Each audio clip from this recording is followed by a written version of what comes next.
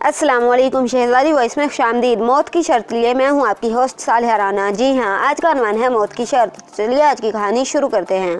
यूनान के एक शहर में एक मस्खरा रहता था। वह एक मकामी सर्कस में मुलाजिम था। इसका इस दुनिया में कोई ना था। वो दूसरों को तो हंसाता था मगर खुद उदास रहता था। बरसों पहले जब यूनान में खाना जंगी का आगाज़ हुआ तो इसकी बीवी बच्चे इसकी लिपट में आ गए। इसकी आंखों के सामने इन्हें कत्ल कर दिया गया और वो कुछ ना कर सका। इस वक्त से वो अकेला ही रहता था। वो एक गरीब बस्ती में रह रहा था। सर्कस को जाते हुए वो एक मखसूस रास्ते से गुजर कर जाता। एक दिन वो हस्बे मामूल काम पर जा रहा था। रास्ते में इसने एक दुबले पतले आदमी को सड़क के किनारे से बेनियाजी से लेटे हुए देखा। वो सिगरेट पर सिगरेट पिए जा रहा था। अचानक इस पर खांसी का दौरा पड़ा और वो खांसते हुए बेहाल हो गया। मस्खरा जल्दी से आगे बढ़ा और हमदर्दी से इसे समझाते हुए बोला, अबे क्यों इतनी सिगरेटें पी रहा है? मरने का इरादा है क्या? दुबले पतले आदमी ने नज़र उठाकर इसकी तरफ देखा और चिल्लाकर बोला, तुझे क्या मस्खरे, तू जा अपना काम कर, लोगों को जाकर हंसा। मस्खरा अपना सा मुँह लेकर रह गया। शाम को सर्कस से वापस आते हुए मस्खरे ने इस दुबले पतले आदमी को एक इमारत के करीब देखा। वो एक सतून से टेक लगाए बैठा था। सर्दी से इसका बदन कांप रहा था। इस हालत में भी एक सिगरेट इसके मुंह में दबी हुई थी। मस्खरे ने अपना कंबल इस पर डाल दिया। इसने दुबले पतले आदमी शख्स को हाल चाल पूछा। दुबले पतले ने बताया कि इसका नाम डक्की है। वह गांव से शहर आया है। गांव वाले भी इसकी सिगरेट नोशी से तंग आ गए थे। फिर वो कोई काम धंधा भी ना करता था, इसलिए एक दिन इसे गांव से निकाल दिया गया। वो शहर आ गया। अब सुबह से शाम तक सड़कों पर मारा मारा फिरता है। अगर कहीं से खाने को कुछ मिलता है तो खा लेता है, वरना भूखा ही सोता रहता है। मस्खरे ने पूछा, लेकिन ये सिगरेट तुम्हारे पास कहाँ से आते हैं? डक्की तल्खी से हंसा। शहर के लोग सिगरेट पीकर जो टोटे फेंकते हैं, इनको मैं इकट्ठा कर लेता हूँ। बाद में इनको जोड़कर सिगरेट तैयार कर लेता हूँ। मेरा कोई ठिकाना नहीं है, इसलिए जहाँ जगह मिलती है पड़ा रहता हूँ। मस्खरे को इसका हाल सुनकर बहुत दुख हुआ। इसके अपने जख्म ताज़ा हो गए। इसने डक्की को अपने घर चलने की पेशकश की। हर चंद मस्खरे ने असरार किया, लेकिन डक्की ने हंसकर टाल दिया। कुछ ही अरसा में दोनों में गहरी दोस्ती हो गई। अब डक्की कभी कभी मस्खरे के घर मिलने आ जाता और अक्सर रात को भी ठहर जाता। मस्खरा अपने दोस्त डक्की को पाकर बेहद खुश था। इसे अपने वजूद में एक तवानाई का एहसास होता था। वो इस बात से बेहद खुश था कि इस दुनिया में कोई ऐसा है जिसको वो अपना कह सके। एक दिन शाम को मस्खरा काम से वापस आया तो बहुत पुरजोश था। अरे भाई, क्या बात है, क्यों इतने खुश हो रहे हो? डक्की ने हैरत से पूछा। मस्खरे ने मुस्कुराकर जवाब दिया, आज सुबह सर्कस का एक आइटम अच्छा करने पर मुझे एक अमीर आदमी ने इनाम दिया है। यह कहकर इसने जेब से नोट निकालकर डक्की को दिखाया। डक्की को मालूम था सर्कस का मालिक एक लालची और कंजूस इंसान था। इसे हैरत थी, सर्कस के मालिक ने मस्खरे के पास नोट रहने कैसे दिया। मस्खरे ने खुद ही इसके सवाल का जवाब दिया। आज मालिक सर्कस में नहीं था, वह किसी काम की गर्ज से दूसरे शहर गया हुआ था। इसके बाद मस्खरा फ़ख्र से अपने शानदार करतब बयान करने लगा। डक्की ने कहा, जी चाहता है अपने दोस्त को करतब दिखाते हुए देखूं। हाँ, क्यों नहीं, तुम कल सुबह सर्कस में आ जाना और अपने प्यारे दोस्त को कमाल दिखाते देखना। मस्खरे ने खुश होकर कहा। अगले दिन डक्की सुबह सर्कस पहुंच गया। अपने दोस्त को देखने के लिए वो अगली सफ़ में बैठा था। सर्कस के बाजी घर आते रहे और अपने अपने कमालात दिखाते रहे। डक्की को अपने दोस्त मस्खरे का इंतज़ार था। थोड़ी देर बाद मस्खरों के ग्रुप के साथ इसका दोस्त मस्खरा रिंग में दाखिल हुआ। वो लोगों को हंसाने के लिए तरह तरह की हरकतें करने लगा। डक्की खुद इसकी हरकतों को देख देख कर हंसी से लोटपोट हो गया। अब मस्खरा झूले पर चढ़ा झूले पर झूलने वाले बाजीगरों की नकल उतार रहा था। वो मज़ाहिका खेज अंदाज में झूले को आगे पीछे झुला रहा था। डक्की की नज़रें अपने दोस्त पर लगी हुई थी। अचानक झूले पर से मस्खरे का हाथ फिसल गया और वो बुलंदी से ज़मीन पर आ रहा। डक्की का दिल उछलकर हलक में आ गया। सर्कस में थोड़ी देर के लिए बेचैनी की लहर दौड़ गई। एक खीमे से सर्कस का मालिक बरामद हुआ। इसने मस्खरे को, जो बेहोश हो गया था, उठवा कर खीमे में भेज दिया और दूसरे मस्खरों को अपना काम जारी रखने के लिए डांट डपट करने लगा। थोड़ी देर बाद ऐसे मालूम होने लगा जैसे यहाँ कुछ हुआ ही नहीं। डक्की बेताबी से अपनी जगह से उठा। वो गिरता पड़ता तमाशियों को हटाता इस खीमे की तरफ बढ़ा जहाँ इसके दोस्त को ले गए थे। खीमे के दरवाजे से अंदर झांक कर देखने से इसका सर्कस का मालिक 2 आदमियों के साथ खड़ा नजर आया। इसका दोस्त मस्खरा ज़मीन पर बेहोश पड़ा था। सर्कस का मालिक दोनों आदमियों पर बरस रहा था। तुम इसकी सिफारिश क्यों करते हो? मैंने इस लाई को पहले भी समझाया था कि झूले का करतब एहतियात से किया करे। अब देखो अपना हाथ पैर तड़वा बैठा, लेकिन मालिक इसकी हालत ख़राब है और इसे इलाज की ज़रूरत है। होगी, लेकिन मैं इसका इलाज नहीं करवा सकता। अभी ये 1 माह पहले जानी करतब दिखाते हुए ज़ख्मी हो गया था। इसके इलाज पर मेरे पूरे 3000 रुपये खर्च हो गए। अब तो मैं 1 पाई भी खर्च करने का रवादार नहीं। सर्कस के मालिक ने गुस्से से हाथ नचाते हुए कहा, मालिक अगर इसका इलाज ना करवाया गया तो ये मर जाएगा।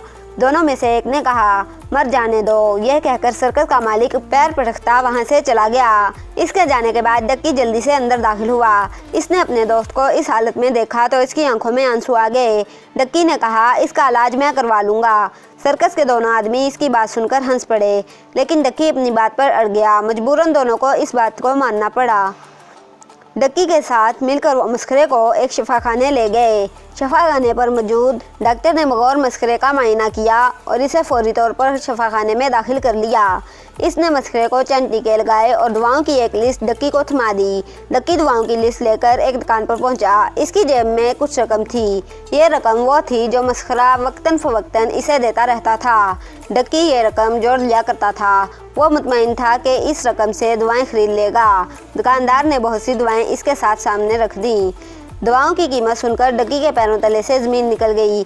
यह रकम इसकी ताकत से बहुत ज़्यादा थी। इसने दुकानदार से उधार करना चाहा, लेकिन दुकानदार ने इसकी एक ना सुनी। मजबूर होकर डक्की दुकान से बाहर आ गया और बाहर आकर वो मायूसी से एक तरफ चलने लगा। इसने सिगरेट के बहुत सारे टोटे इकट्ठे किए और अपने दोस्त का काम गलत करने के लिए इनसे सिगरेट बनाकर धड़ाधड़ पीने लगा। वो एक दीवार से टेक लगाए बैठा हुआ था। थोड़ी देर बाद करीब ही एक खुशपोश आदमी सवारी से उतरा। वो अपने दोस्त से बातें करने लगा। डक्की इनकी बातें बखूबी सुन सकता था। यार वो नौकर बेगम के नारवा सलूक की वजह से फरार हो गया है। अब मुझे नए नौकर की तलाश है जो हमारी बेगम के अहकामात पर चल सके। तुम्हारी नज़र में कोई आदमी हो तो बताओ। इसके बाद दोनों इधर उधर की बातें करने लगे। जब वो खुशपोश आदमी इससे रुखसत होकर जाने लगा तो डक्की दौड़कर इसके पास पहुँच गया। इसने अमीर आदमी से दरख्वास्त की कि वो इसे मुलाजिम रख ले। इसके साथ ही इसने रो रो कर अपने दोस्त मस्खरे के बारे में बताया और इल्तिजा की कि ए अमीर आदमी, इसके दोस्त का इलाज करवा दे। वो बगैर तनख्वाह के इसके घर का काम करेगा। अमीर आदमी ने इसकी शर्त मंजूर कर ली। इसने डक्की को दवाएं खरीद कर दी। डक्की खुश खुश शफाखाने के डॉक्टर के पास गया और दवाएं इसके हवाले कर दी। अब डक्की अमीर आदमी के घर मुलाजिम हो गया। वो सारा दिन अमीर आदमी की बेगम की तल्खो शीरीं बातें सुनता रहता। पूरे 1 माह के इलाज के बाद डक्की का दोस्त मस्खरा बिल्कुल ठीक हो गया। वो डक्की का शुक्रिया अदा करने इसके पास आया और खुशी से इससे लिपट गया। दोनों दोस्तों की आंखों में आंसू थे। मस्खरा दोबारा सर्कस में काम करने लगा।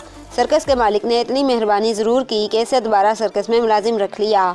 अब मस्खरे ने डक्की पर दबाव डालना शुरू कर दिया कि वो अमीर आदमी की मुलाजमत छोड़ दे, लेकिन डक्की अमीर आदमी को नाराज़ नहीं करना चाहता था। कुछ ही दिन गुजरे थे कि अमीर आदमी मुल्क से बाहर चला गया।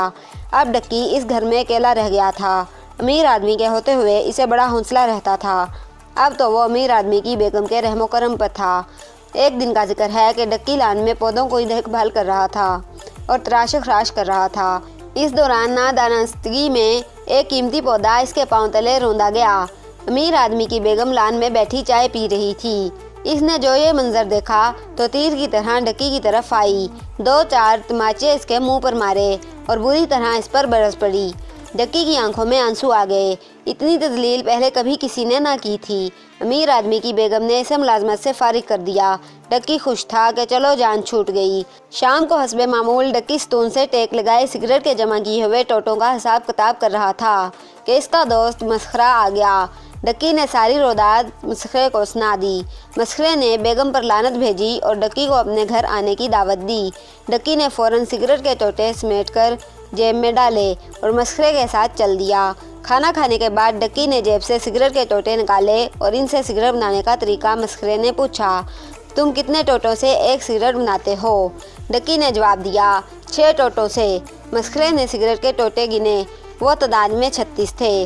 मस्खरे ने कहा, गोया आज तुम 36 टोटों से 6 सिगरेट तैयार करोगे। नहीं, 6 नहीं 7। डक्की ने मुख्तसर जवाब दिया, मेरा ख्याल है तुम्हारा हिसाब कमज़ोर है। 36 टुकड़ों से 6 सिगरेट बनेंगे। मस्खरे ने अपनी बात पर जोर देते हुए कहा, मैं तो 7 बनाऊंगा। डक्की अपनी बात पर अड़ा रहा। अगर 6 टोटों से 1 सिगरेट बनता है तो 36 टोटों से 6 सिगरेट बनेंगे, 7 नहीं। तुम मुझसे शर्त लगा लो। मस्खरे ने पुरजोश लहजे में कहा। ठीक है, अगर तुम शर्त हार गए तो तुम्हें अपना हेड चबा चबा कर खाना होगा। डक्की ने कहा। मुझे मंजूर है। मस्खरे ने हामी भर ली। अब डक्की ने 6 सिगरेट के टोटों को जोड़ जोड़कर 36 टोटों से 6 सिगरेट बना डाले। इसके बाद इसने इन तैयार करदा सिगरेटों को पीना शुरू कर दिया।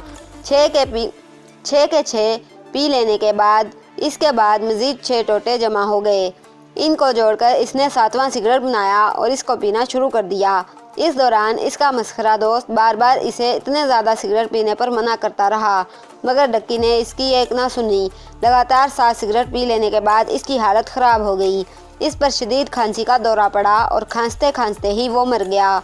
मस्खरे को अपने दोस्त की मौत का शदीद रंज हुआ। वो शर्त हार गया था, इसलिए इसने शर्त के मुताबिक अपना हेड चबा चबा कर खाना शुरू कर दिया। अभी आधा हेड खाया था कि इसके पेट में शदीद इंठन शुरू हो गई। वो दर्द से तड़पने लगा। कुछ देर तड़पने के बाद वो भी ठंडा हो गया और इस तरह इन दोनों को शर्त लगाने की सज़ा मिल गई, इसलिए कि इस्लाम में शर्त लगाना मना है। शुद्ध। तो अगर आपको ये वीडियो थोड़ी सी भी पसंद आई है तो इस वीडियो को शेयर ज़रूर करें। अगर आप इसी तरह की मज़ीद अच्छी वीडियोस देखना चाहते हैं तो हमारे चैनल को सब्सक्राइब करें, लाइक करें, शेयर करें, कमेंट करें। कीप वाचिंग शहजादी वॉइस। अस्सलामु अलैकुम। पाकिस्तान जिंदाबाद।